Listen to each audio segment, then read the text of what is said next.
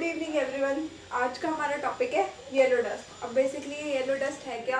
सबसे पहले समझते हैं। नॉर्थ कोरिया ने अपने सिटीजन्स को मना कर दिया है। उन लोगों ने वहाँ पे एक तरीके से जैसे हमारे यहाँ पे लॉकडाउन हुआ था वैसा ही लॉकडाउन वहाँ पे इम्पोज कर दिया गया है। क्यों?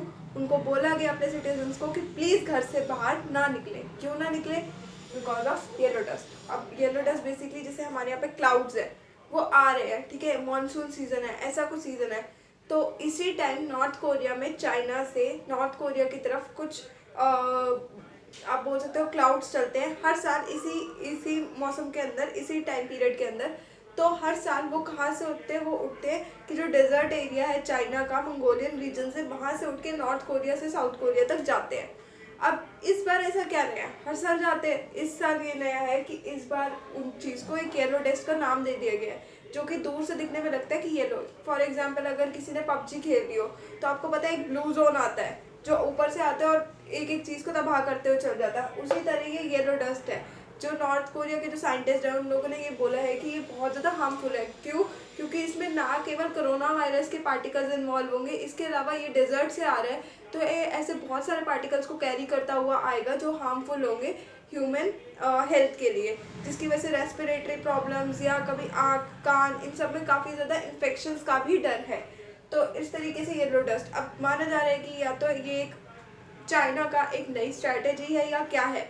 तो इसी तरीके से नॉर्थ कोरिया ने इसमें ये किया है कि अब उन लोगों ने बोल दिया कि कोई भी सिटीजन घर से बाहर ना निकले बिकॉज ये हार्मफुल हो सकता है।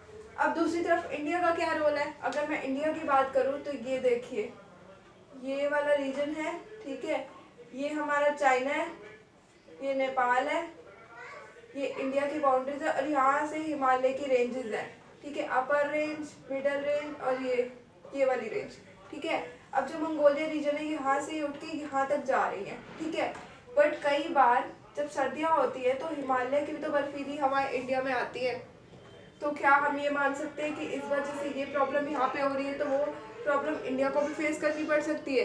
तो इसलिए इंडिया भी अभी डरा हुआ है इस चीज़ को लेके कि अब क्या, पहले कोरोना वायरस तो अब क्या, अब भी क्या कोई नई चीज़ है? तो ये जो रीजन है यहाँ से जो ये ठंडी हवाएं आती है जिसे हम विंटर्स कहते हैं, उसमें जब ये हवाएं आएंगी तो फिर क्या क्या उनमें भी कोई ऐसे हार्मफुल इफेक्ट्स या ऐसी कोई हार्मफुल गैसेज होंगी जिसमें चाइना को कोई एक नया हाथ होगा? बिकॉज पहले ही हम जानते हैं कि ये जो इंडियन ओशन है नीचे वाला पोर्शन और यहाँ पे LOC यहाँ पहले ही बहुत कुछ चल रहा है, कुछ ज़्यादा ही चल रहा है इनफैक्ट। तो क्या इस बार येलो डस्ट जैसे इसने नॉर्थ कोरिया के साथ किया है क्या वैसे इंडिया के साथ भी होने की कुछ पॉसिबिलिटीज़ हैं? इसके अलावा इसके इम्पैक्ट्स क्या होंगे अगर ऐसा कुछ हो गया? तो फिर से हमारा ट्रेड, हमारी हर चीज़ हैम्पर होगी। बिकॉज अगर ये यहाँ से आएगी तो कहीं ना कहीं नेपाल को भी इफेक्ट करेगी और नेपाल हमारा कहीं ना कहीं एक बहुत अच्छा ट्रेडिंग पार्टनर है। बहुत ह्यूमन वर्क फोर्स वहाँ से आती है। आप देखोगे इंडिया में बहुत सारे नेपाली सिटीजन्स हैं जो यहाँ पे आके बस जाते हैं। तो कहीं ना कहीं इंडिया के पास एक जो वर्क फोर्स है वो नेपाल की भी अवेलेबल है। तो बहुत एरियाज है वर्क फोर्स में, ट्रेड में। इसके अलावा जो वीज़ा जैसे कोई स्पेशल जैसे टूरिज्म हो गया या ऐसा कोई सेक्टर होगा ये भी कितना ज़्यादा इम्पैक्ट करेगा। तो इसी तरीके से इंडिया को भी डर है कि जो नॉर्थ कोरिया के साथ हुआ वो अब इंडिया में ना हो। तो इसके लिए ऑलरेडी प्रिकॉशंस लेने लग गए हैं हम लोग। क्या?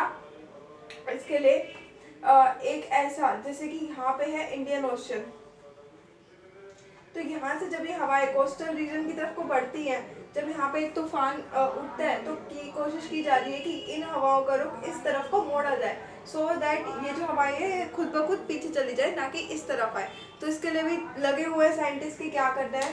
तो होप फॉर द बेस्ट कि येलो डस्ट का जो इम्पैक्ट जो नॉर्थ कोरिया में देखा जा रहा है वो ऐसा कुछ इंडिया में ना हो।